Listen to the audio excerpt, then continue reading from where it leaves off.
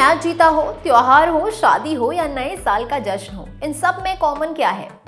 ज्यादा दिमाग मत लगाइए, मैं बता देती हूँ। कॉमन है पटाखों से होने वाला सेलिब्रेशन। न्यूजीलैंड के क्राइस्ट चर्च में नए साल के सेलिब्रेशन में होने वाली आतिशबाजी भला कौन भूल सकता है। भारत में भी दिवाली के मौके पर ऐसे ही नजारे दिखते हैं।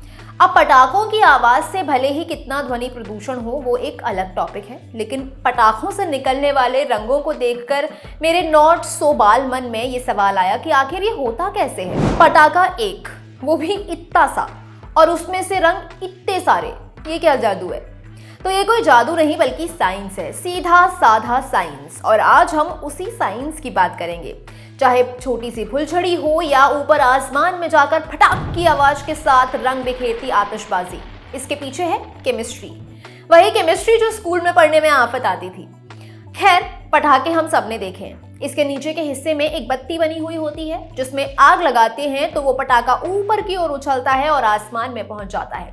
इसमें होता है gun powder. Gun powder 3 chemicals से मिलकर बना होता है। KNO3 यानी पोटेशियम नाइट्रेट, जो इसमें 75% होता है। ये एक ऑक्सीडाइजर केमिकल है जो जलने की प्रक्रिया को तेज करता है। इसके अलावा इसमें होता है 15% चारकोल और 5% सल्फर।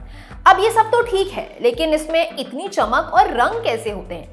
दरअसल ऊपर हवा में ऑक्सीजन होती है जो किसी भी चीज को जलने में मदद करती है। जैसा कि हमने पहले बताया, इन पटाखों के अंदर ऑक्सीडाइजर केमिकल होते हैं जो जलने की प्रक्रिया को तेज करते हैं।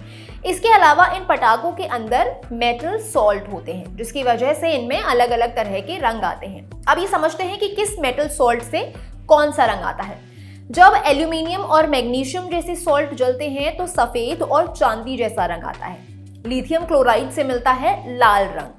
कॉपर क्लोराइड से मिलता है नीला और हरा रंग। सोडियम क्लोराइड और कैल्शियम की वजह से मिलता है नारंगी रंग। तो पर्पल रंग पोटेशियम क्लोराइड से मिलता है। अब अगर आपको अलग अलग रंग एक ही पटाखे में चाहिए तो उसके लिए एक ही पटाखे में अलग अलग मेटल सॉल्ट्स का इस्तेमाल किया जाता है। सिर्फ रंग ही नहीं, ऐसे आप अलग अलग पैटर्न्स भी बना सकते हैं। आपको पता है सबसे मुश्किल कौन सा रंग बनाना होता है? नीले रंग की रोशनी बनाना सबसे मुश्किल और नारंगी रंग की रोशनी निकालना सबसे आसान होता है। अब अगर सारी चीजें एक बर्तन में रख दी और उसमें आग लगा दी तो क्या आतिशबाजी हो पाएगी? ऐसे रंग बिरंगे रंग निकल पाएंगे? बिल्कुल भी नहीं। ये सब इतना आसान नहीं है। इसके लिए कंट्रोल्ड एक्सप्लोजन करना पड़ता है। इसके अलावा ये जानना भी जरूरी है कि हमें कैसा रंग और कौन सा इफेक्ट चाहिए। अब अगर अलग अलग रंग चाहिए तो अलग अलग मेटल सॉल्ट की लेयर चढ़ाई जाती है। जब ये जलते हैं तो रंग बिरंगी रोशनी निकलती है। तो ये थी पटाखों के रंगों के पीछे की साइंस। आपको हमारा वीडियो कैसा लगा कमेंट करके जरूर बताइएगा। मैं हूं गरिमा, देखते रहिए दी लल्लन टॉक।